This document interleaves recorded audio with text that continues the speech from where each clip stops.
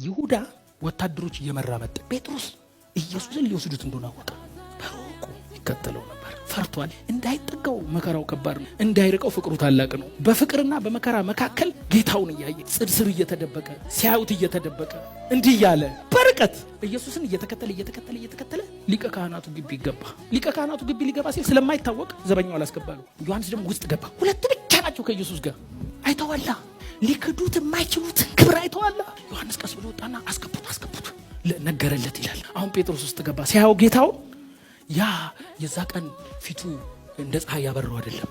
በጥፊ ይመቱታል፣ ጺሙን ይነጩታል፣ ይተፉበታል። ከርቀት ያዋላ ሆኖ እሱ እሳት ጋር ይሞቃል፣ ኢየሱስ እዛ ጋር ይገረፋል። ጊዜው ብርድ ነበር ይላል። እሳት የሚሞቁት ብርድ ስለሆነ ይገርፉታል፣ ይመቱታል፣ እንደውም ያንገላቱታል ይላል። ይጎስሙት ነበር። ምን ማለት ነው? እንዴ ዝም ያደርጉትና ማን የመታ ይሉታል። ያን የተከበረ ጌታ፣ አሳ ያባዛ ጌታ፣ ተራራ ላይ እንደ ፀሐይ ያበራ ጌታ አሁን እንባበን ሆኗል ማለት ነው ጴጥሮስ። ከዛ ድንገት ከዚህ በፊት ምን ብሎታል መሰላችሁ?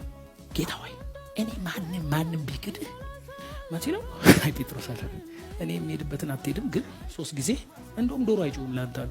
ከዛ ምን እንዳለ አላቀው ማንን እግሩን ያጠበው 3ኛ ላይ አላቀ ሲል ኢየሱስ ዞሮ አየው። አልቻለም። ወደ ውጭ ወጣና ይላል ሉቃስ ይጽፍ ምርር ብሎ ምን አይነት ማረባ ሰው ነኝ። ጴጥሮስ ታሪኩ እዚህ ጋር ነው። ከዚህ በኋላ በርቀትም ቢሆን መከተል አልቻልኩም አጥፍቻለሁ ብሎ ሄደ።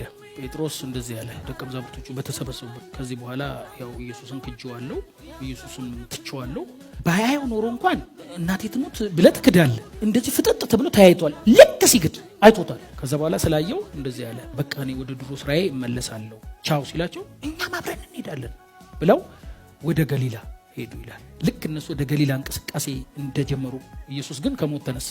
በጣም ልቤን የሚነካው ቃል ለመግደላዊት ማርያም እንዲህ አላት፣ ሂጂና ለደቀ መዛሙርቱ ለጴጥሮስ ጎን ላይ ያስገባው። ጴጥሮስን ደቀ መዛሙርት እኮ ነው፣ ግን ስሙን አውቆ ነው ያስገባው። ክጄዋለሁ፣ እኔ ረስቶኛል፣ ደልዞኛል፣ ሰርዞኛል ስለሚል የኔን ስም አልጠራም። ደቀ መዛሙርቱ ነው ያለው። እኔማ ደቀ መዛሙርቴን ጥያለሁ ብሎ ስለሚያስብ ሂጂና ለደቀ መዛሙርቱ ለጴጥሮስም ወደ ገሊላ። እናንተ ወደ ገሊላ እየሄዳችሁ አይደለም? ከኔ አትቀድሙ፣ እኔ ቀድሜ እጠብቃችኋለሁ። ውድቀት ቦታ፣ ሐዘን ቦታ፣ የሸሻችሁበት ቦታ እኔ እጠብቃችኋለሁ። ንገሪው ለጴጥሮስም። ኢየሱስ ጋር ተገናኙ። አሁን ፊት ለፊት ተገናኙ። እንዲህ ያለው ስምዖን ጴጥሮስ ሆይ ትወደኛለህ? አሁን እንደ ድሮ መፎከር የለም። ወደ አለትነት እየደረሰ ነው። እንደወድ አንተ ነው የምታውቀው። ከዚህ በኋላ እኔ አፍ የለኝም። እንግዳው በጎቼ 3 ጊዜ ጠየቀው። ጌታ ሆይ አዘነ ይላል። እዛ 3 ሲጠይቀው አዘነ። በቃ ባያምነኝ ነው እንዲህ 3 የጠየቀኝ። ለዛ ለሚክደው ሰውዬ፣ የዛ በሩቅ ለተከተለው ሰውዬ፣ በዛ እንቅልፋም ሰውዬ በግ ሰጠው፣ አደራ ሰጠው። አንተና የምታገለግለኛል።